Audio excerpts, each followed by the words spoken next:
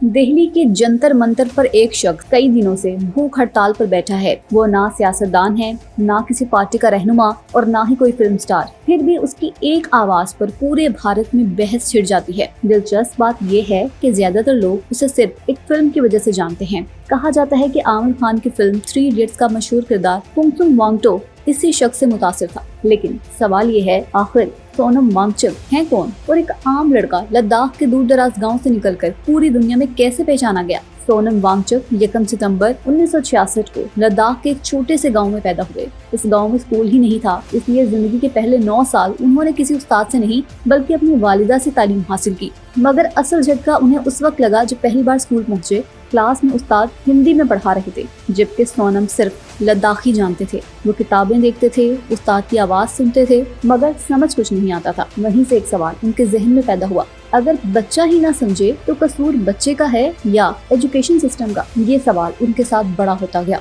बाद में उन्होंने national institute of technology Srinagar से मैकेनिकल इंजीनियरिंग की तालीम हासिल की। मगर इंजीनियर बनने के बावजूद उनका असल मसला मशीनें नहीं बल्कि तालीम थी। वो समझ चुके थे कि लद्दाख जैसे इलाकों में बच्चे ज़हीन जरूर हैं, मगर ऐसा निज़ाम तालीम उन पर मुसल्लत है जो ना उनकी जबान समझता है, ना उनकी सकाफत और ना ही उनके माहौल को। इसी सोच ने 1988 में एक नई तहरीक को जन्म दिया। सोनम वांगचुक ने अपने चंद साथियों के साथ मिलकर सिकमॉल यानी students education and cultural movement of Ladakh की बुनियाद रखी। इसका मकसद सिर्फ एक स्कूल बनाना नहीं था, बल्कि ये साबित करना था कि अगर तालीम को मकामी जरूरतों के मुताबिक ढाल दिया जाए तो वही बच्चे जिन्हें रिवायती निज़ाम नाकाम करार देता है गैर मामूली कामयाबियां हासिल कर सकते हैं। सिकमॉल का कैंपस भी आम तालीमी इदारों जैसा नहीं। यहाँ क्लासरूम सिर्फ 4 दीवारी तक महदूद नहीं। स्टूडेंट्स शमसी तमनाई के निज़ाम खुद चलाते हैं, माहौल दोस्त इमारतों की देखभाल करते हैं, खेती बाड़ी सीखते हैं, मसाइल हल करते हैं और जिंदगी के अमली हुनर हासिल करते हैं। यानी यहाँ सिर्फ इम्तहान पास करना मकसद नहीं,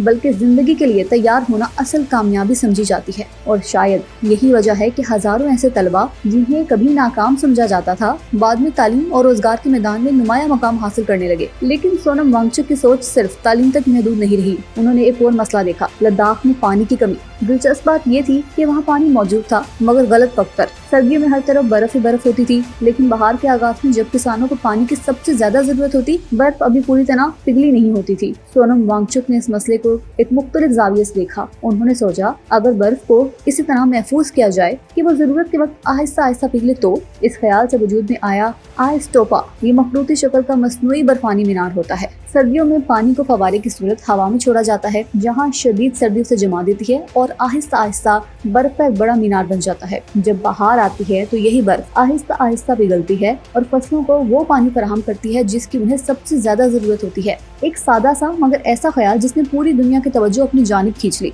इसी इजाद और तालीम के शोबे में उनकी खिदमत के एतराफ में सोनम वांगचुक को 2018 में रेमन मैग्सेसे अवार्ड से नवाजा गया, जिसे अक्सर एशिया का नोबेल इनाम भी कहा जाता है। इसके अलावा रोलेक्स अवार्ड फॉर एंटरप्राइज समेत कई बैनुल-अक़वामी एजाज़ात भी उनके हिस्से में आए। लेकिन सोनम वांगचुक को आलमी शोहरत सिर्फ उनकी इजादात में नहीं दी। 2009 में आमिर खान की फिल्म 3 इडियट्स रिलीज हुई। फिल्म के आखिरी हिस्से में एक किरदार सामने आता है, फुंगसुक वांगचुक, एक ऐसा मौजर जो रिवायती निज़ाम तालीम पर यकीन नहीं रखता, जो बच्चों को किताबें रटवाने के बजाय सोचना सिखाता है और जो जदीद टेक्नोलॉजी को मकामी मसाइल हल करने के लिए इस्तेमाल करता है। फिल्म देखने वालों को जल्द ही महसूस हुआ कि ये किरदार किसी हद तक सोनम वांगचुक से मिलता जुलता है। और बाद में ये बात भी सामने आई कि मुसन्निफ चेतन भगत और फिल्मसाज राजकुमार हिरानी ने किरदार की तैयारी के दौरान सोनम वांगचुक के काम से मुतासिर होकर कई अनासिर शामिल किए थे। ताहम सोनम वांगचुक का कहना था कि फिल्म ने उनके काम से मुतासिर होकर किरदार तो तख्लीक किया, लेकिन उन्हें इसका मुनासिब क्रेडिट नहीं दिया गया। ये मामला कुछ अर्सा खबरों का हिस्सा भी बना, अगरचे बाद में दोनों फरीकों ने इस तनाज़े को ज्यादा आगे नहीं बढ़ाया। दिलचस्प बात ये है कि इस तनाज़े से ज्यादा फायदा शायद खुद सोनम वांगचुक को हुआ, क्योंकि लाखों लोग जो पहले उनका नाम ही नहीं जानते थे, फिल्म देखने के बाद ये जानने लगे